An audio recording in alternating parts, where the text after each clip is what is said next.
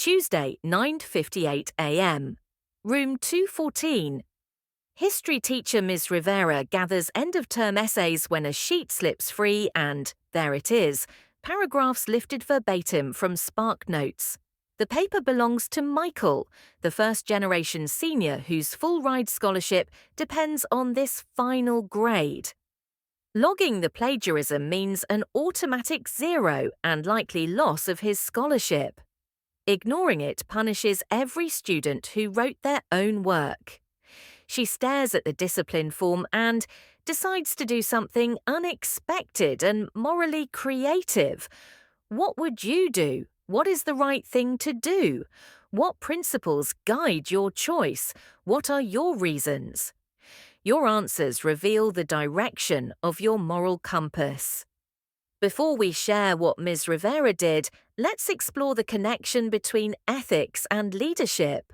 Why is moral compass important for leadership?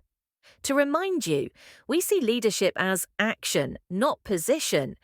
You aren't a leader just because you have a fancy title, CEO, president, or power or certain skills.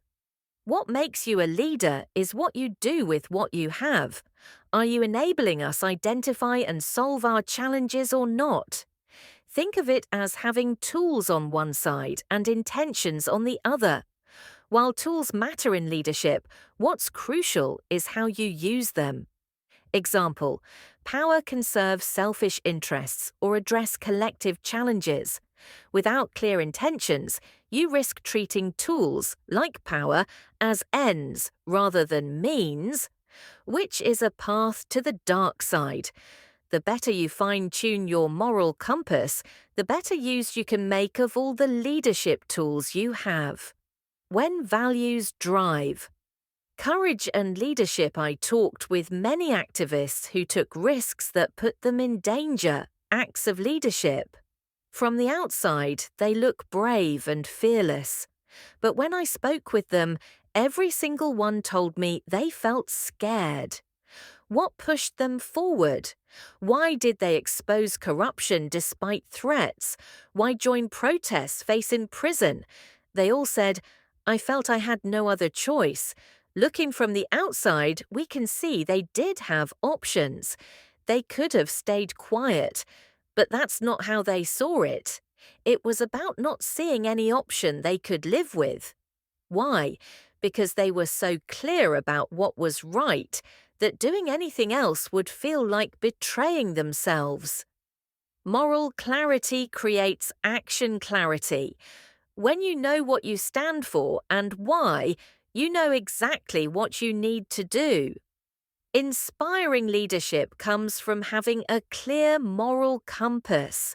The clearer you are about your values and purpose, the better prepared you are to make the right choice when tested. You won't just think it's right, you'll feel it's right. Beyond your values, the multilingual moral leader. Understanding your moral compass will make you an effective change-maker. But understanding others' values, especially those you disagree with, will make you transformational. Leadership means speaking many moral languages. It's about moving beyond I'm right, you're wrong thinking.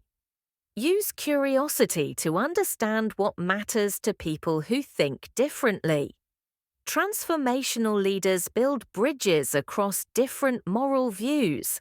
This isn't about justifying views you strongly oppose, like racism, but understanding the reasons behind them to address the core issues.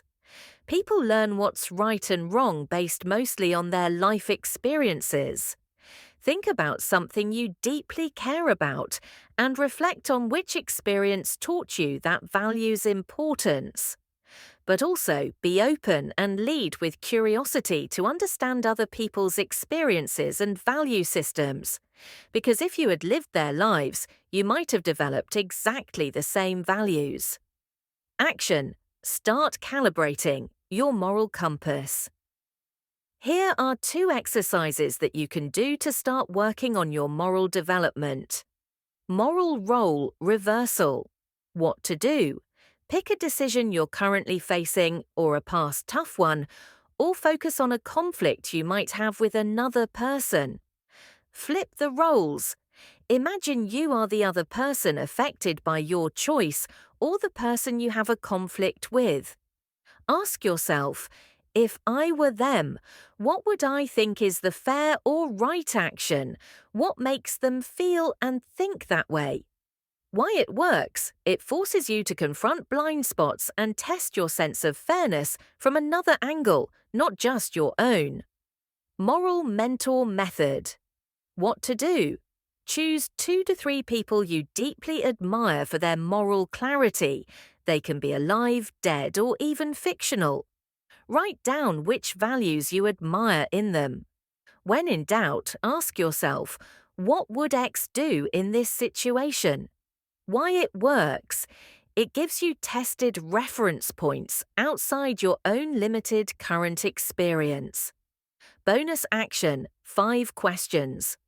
Reflect on these questions when making important decisions to enhance your moral development. Motive check. Why am I really making this choice? Strip away rationalizations. Be brutally honest about ego, fear, or self-interest hiding beneath good reasons. Stakeholder swap. If I were the most affected person, would I still choose this? Forces empathy and tests fairness by flipping perspectives. Sunlight test. Would I be proud to see this decision on tomorrow's front page or explain it to someone I admire?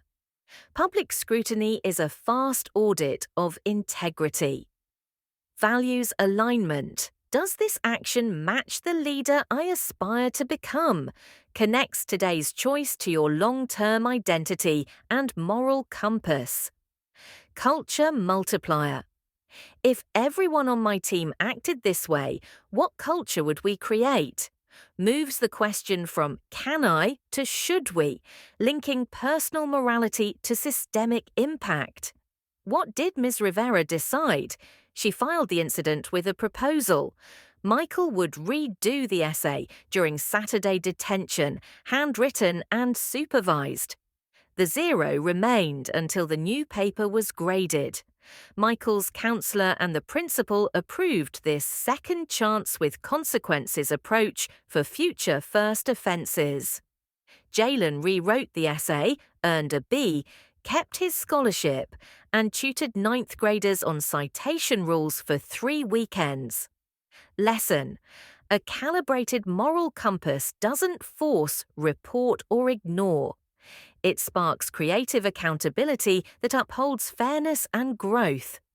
It's easy to uphold moral standards when the distinction between right and wrong is clear. True leadership is required when dealing with moral ambiguity, uncertainty, and real consequences. If you want to learn from an example of selflessness for the greater good and get inspired, check out the story of Irina Sendler from World War II. She risked everything to save children. Click herein. The next few issues, we will go deeper into personal morals, purpose, and what it takes to transform from who you are into who you want to be. Until then, strive to live so that when your ancestors think of fairness, courage, and integrity, they think of you. Additional resources. Book The Righteous Mind by Jonathan Haidt. This is one of the best books I've ever read, understanding how moral beliefs form and why we disagree on what's right. Perfect for building empathy across political divides. Podcast: How Zombies, Dragons, and Superheroes Could Make You a Better Person with Christopher Robichaud. Very entertaining and creative take on morality through superhero stories by Harvard professor. TED Talk: How Ethics Can Help You Make Better Decisions by Michael Schur. An entertaining look at how philosophical ethics guides everyday choices. Receive honest news today. Join over 4 million Americans who start their day with 14 on 40, your daily digest for unbiased, fact-centric news. From politics to sports, we cover it all by analysing over 100 sources.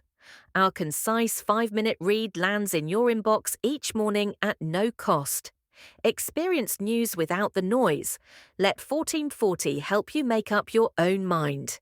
Sign up now and invite your friends and family to be part of the Informed. Sign up today.